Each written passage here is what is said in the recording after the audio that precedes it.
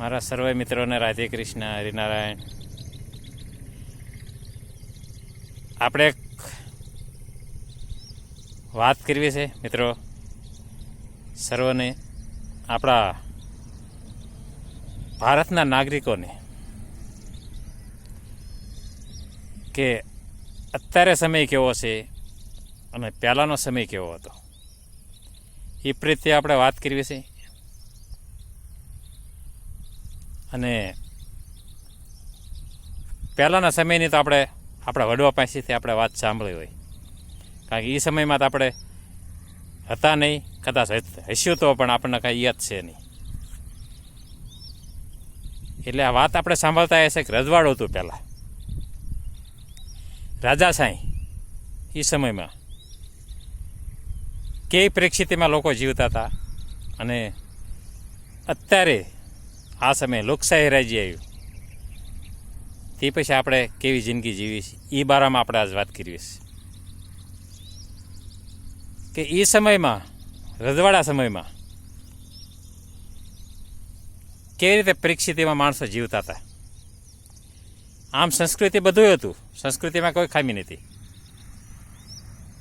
માણસો સારા હતા, લોકો સારા હતા. એ સમયમાં મર્યાદિતવાળા માણસો હતા, મર્યાદામાં કોઈ ખામી નહીં, સંસ્કૃતિમાં જીવતા હતા, એમાં કોઈ વસ્તુની ખામી નહીં. પણ આપણે નાના વર્ગ કેવી રીતે જિંદગી ગુજારતા હતા રાજાશાહીમાં કે જે આપણું ઉગાડેલું અનાજ, આપણે નીપજ લીધેલી અનાજ એ પણ આપણે નહોતા ખાઈ શકતા મિત્રો. આ હાચી વાત હોય તો હાચી માનજો મિત્રો. આપણે નીપજ લીધેલી અને આપણે જે ખેતરોમાં વાડીઓમાં પાણી વાવેલ, અને છતાં આપણે નાના નાના છોકરાને આપણે અનાજ નહોતા ખવારી શકતા રાજાશાહીમાં. અને કહેશે ખવડાવી હોય તો ઘંટીના ગાળા પણ જોતા હતા રાજ્યના સૈનિકો આવીને. આ પરિસ્થિતિમાં લોકો જીવતા હતા, આપણા વડવાઓ. અને કોઈ સારું મકાન કરીને પણ નહોતા રહી શકતા, કુબામાં નિવાસ કરતા હતા. એ સમયમાં કુબામાં રહેવાનું, અને કોઈ સારી સુવિધામાં જીવવાનું નહીં, કોઈ રાજમહેલ નહીં બનાવવાના, કોઈ સારું મકાન નહીં બનાવવાનું. આ પરિસ્થિતિમાં માણસો જીવતા હતા રાજાશાહીમાં. અને ત્યાર પછી અંગ્રેજો લોકો આવ્યા. અંગ્રેજ લોકોનું રાજ્ય આવ્યું, બ્રિટિશ સરકાર. અને એમાં આપણા ભારતના નાગરિકો બહુ દુઃખી થયા, અદ્ભુત દુઃખી થયા. કોઈ દુઃખના માપ નહોતા આપણા ભારતીયને. અને ઘરમાંથી કાઢીને એ લોકો મારતા હતા આપણા હિન્દુઓને. બહુ ત્રાસ આપ્યો, અંત્યથી ત્રાસ આપ્યો. એમાં પણ સુખી નહોતા આપણા ભારતીય, આપણા નાગરિકો, આપણા ભારત હિન્દીઓ. ત્યારે સુખી પણ નહોતા. અને જે આપણા શૂરવીરો ઘણા ભગતસિંહ એવા ઘણા શૂરવીરો આપણા થઈ ગયા, એમને આપણું રાજ્ય હાસિલ કર્યું, અને આપણે સુખીથી જિંદગી જીવી છે મિત્રો. આ શું કામ કહું છું કે અત્યારે લોકોને આંદોલનો, વિવાદ, કોઈ આપણા ભારતમાં અનેક વસ્તુ બને છે હાવ, કે સતત આ પોલીસ ભાઈઓને આંદોલનમાં જોડાઈ રહેવું પડે છે. એટલે આંદોલન જ કરે છે કે અમને આ સુવિધા નથી મળતી, અમને આ સુવિધા નથી મળતી, કપાસના ભાવ આટલા, કે આટલી મોંઘવારી છે. ઘણી વસ્તુને લોકો આંદોલનો કરતા હોય છે, અને ઘણા આપણા ભારતમાં સતત વિવાદ સિવાય કોઈ વસ્તુ દેખાતી નથી મિત્રો. એથી આ વસ્તુ મારે જૂની કહેવી પડે છે, કારણ કે એ સમયમાં તમે જુઓ તો મેં તમને વસ્તુ બતાવીને બધી, કે આપણું ઉગાડેલું અનાજ પણ આપણે નહોતા ખાઈ શકતા, આપણા બાળ બચ્ચાને નહોતા ખવારી શકતા. એથી મુક્ત છો ને તમે કે નથી? તમારું અનાજ ઉગાડેલું હતા, તમારા બાળ બચ્ચાને ખવારી શકો છો ને? લોકશાહી રાજ્ય આવ્યું તે પછી આપણા ભારતને કોઈ ચિંતા નથી મિત્રો, કોઈ જાતની ઝંઝટ નથી. સૌ સ્વતંત્ર જીવન જીવી શકે છે. આ રાજ્ય જેવો તો એક પણ રાજ્ય નથી આવ્યું. આ લોકશાહી રાજ્ય આવ્યું હતું એવું જિંદગી જીવવાની મજા આવી છે એવું એક રાજ્ય નથી મિત્રો.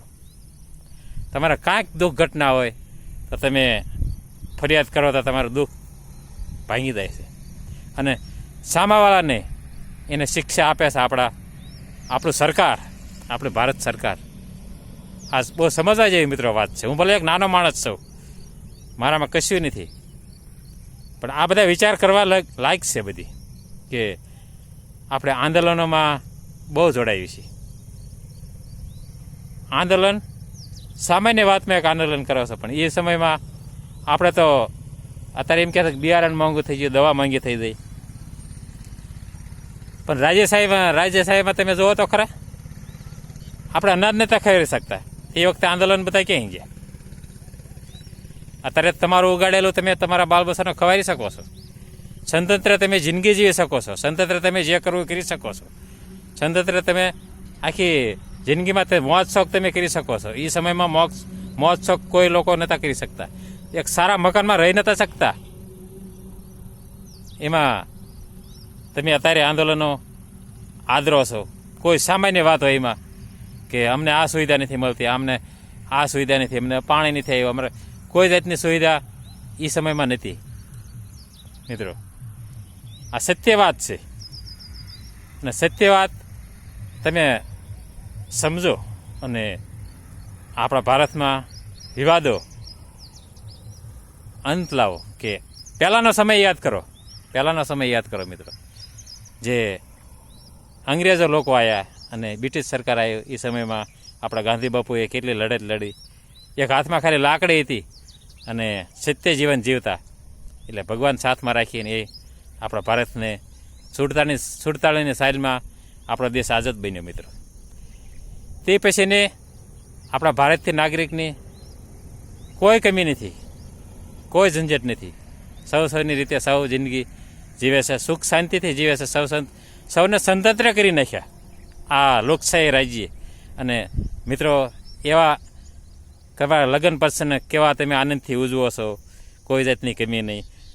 અને એ સમયમાં તમે મોંઘવારી કહેતા હોય તો, આ મોંઘવારીની તમે વાત કરતા હો તો એની સામે આપણા રોજગાર કેટલા મોંઘા થયા. દાડીએ જાઓ તો તમને 500-600 રૂપિયા આપે છે. એટલે મિત્રો, સમજાય જેવી વાત છે આ, કે એ સમયમાં સસ્તું હતું તો એ પ્રમાણે હતું. કોઈ ફેરફાર નથી, બધું એનું જ છે. અને સૌની રીતે એક આનંદથી લોકો જીવે છે. એક આમને વિવાદ નડે છે અને આંદોલનો નડે છે મિત્રો. કોઈ આપણા ભારતમાં આંદોલનો ન થવા પડે. પહેલાંનો સમય યાદ કરો, પહેલાંના દિવસો યાદ કરો, કે ઘરમાં સુખીથી તમે અનાજ નહોતા ખાઈ શકતા અને સારા મકાનમાં રહી નથી શકતા. અત્યારે તમે હવેલી જેવો મકાનમાં રહ્યો છો. શું કમી છે આપણા ભારતમાં? શું કમી છે તમે વિચાર કરો. કોઈ જાતની કમી નથી. આવા આપણા રાજ્ય સરકાર, આવું સરકાર મળવો મુશ્કેલ છે. આપણા નરેન્દ્ર સાહેબ હકીકતમાં તમે વિચાર કરો, આપણા ભારતના નાગરિકો 28 લોકોને એ હત્યા કરી આતંકવાદીએ. ત્યાં તમે જુઓ કેટલું ધનુષ ફનુષ કાઢી નાખ્યું પાકિસ્તાનવાળાનું. આટલી ધ્યાન આપે છે, પછી આપણે બીજું શું જોઈએ મિત્રો? તમે વિચાર કરો, આપણે બીજું જોઈએ છે શું? કે આટલી આપણે નાગરિકોને ધ્યાન રાખતા હોય આ રાજા, તો આપણે જરાક વ્યવસ્થિત જીવવું પડે મિત્રો. કોઈ સામાન્ય વાતમાં વિવાદ ન કરો, સામાન્ય વાતમાં સરકારને કોઈ ત્રાસ ન આપો.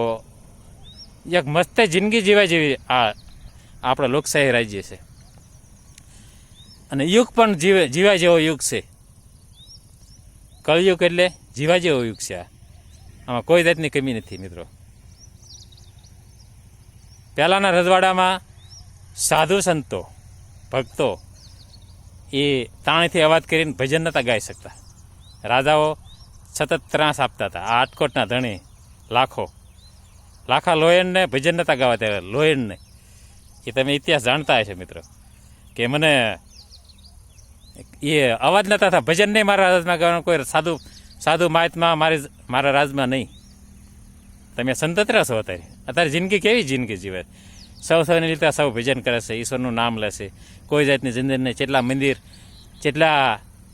મંદિર જેટલા આશ્રમો આપણા ભારતમાં, કોઈ કમી નહીં. આપણે કાંઈ કમી નથી, કોઈ જાતની આપણા ભારતમાં કમી નથી મિત્રો. એક જીવા જેવી જિંદગી છે. આ શું કામ બધું કહેવું પડે છે મિત્રો, કે આપણા ભારતમાં સતત હમણે આંદોલનો બહુ થયા, સતત આંદોલનો ચાલુ રહે. સતત સામાન્ય વાત હોય એમાં રસ્તા પર નીકળે છે, રસ્તા પર કોર્ટને પોલીસ સ્ટેશન જઈને કેટલી માથાકૂટ પોલીસવાળા ભાઈઓ હારે કરે છે. આ બધું ન થવું પડે. આપણા ભારતને શોભતું નથી. આપણા ભારતને મિત્રો શોભતું નથી. આપણા ભારતથી કહેવાય. આપણે હિન્દુ છીએ, અને આપણે હિન્દુ થઈને એક આપણા ભારતમાં આંદોલન કરવી, આ બધી વસ્તુ સારી નથી મિત્રો. પહેલાંના દિવસો યાદ કરો, મેં હમણાં કહ્યું નહીં, પહેલાંના દિવસો યાદ કરો, પછી તમને આ વસ્તુ કાંઈ નહીં લાગે. સ્વતંત્ર જીવન આ લોકશાહી આપી દીધું છે, અને સ્વતંત્ર જીવવાની એવી મજા છે. તમે ગમે ત્યાં રખડી શકો, ગમે ત્યાં બેસી શકો. આપણો રાજ્ય સરકાર, આપણો સરકારને ધન્યવાદ છે કે આવી જિંદગી સ્વતંત્ર આપણે કરી નાખી. હું તો ધન્યવાદ માનું છું આ સરકારને, કે ધન્યવાદ છે આ દેશના જે આપણા સાહેબો છે બધાને ધન્યવાદ છે કે સુખીથી ગરીબ માણસો પણ જીવે છે, સ્વતંત્ર કરી નાખ્યું.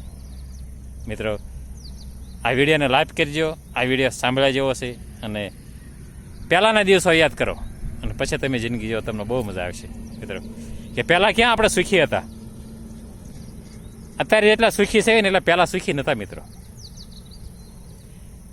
પહેલાં મેં ઘટના બધી કીધી નહીં કે આપણું અનાજ ઉગાડેલું પણ આપણે નહોતા ખાઈ શકતા, આપણા બાલ બચ્ચા નહોતા ખાઈ શકતા.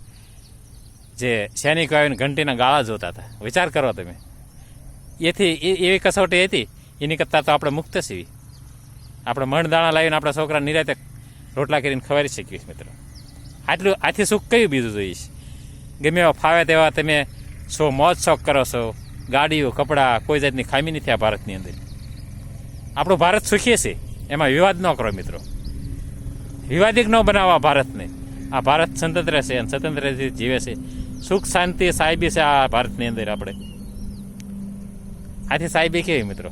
વિચાર થાય છે કે આપણા આટલા લોકોને હત્યા કરી આતંકવાદીએ, તા જે પાકિસ્તાનને કેવું કરીને પડ્યું મૂક્યું તમે જુઓ. આટલી આપણા નાગરિકો ઉપર ધ્યાન છે મિત્રો. આપણે કઈ રીતે આ સરકારને આપણે મોળા કહી શકીએ? ન કહી શકીએ. આપણે નિત્ય જીવો મિત્રો. જય એવા સરકારની, આ દેશની, ભારતની. જય હિન્દ, જય ભારત.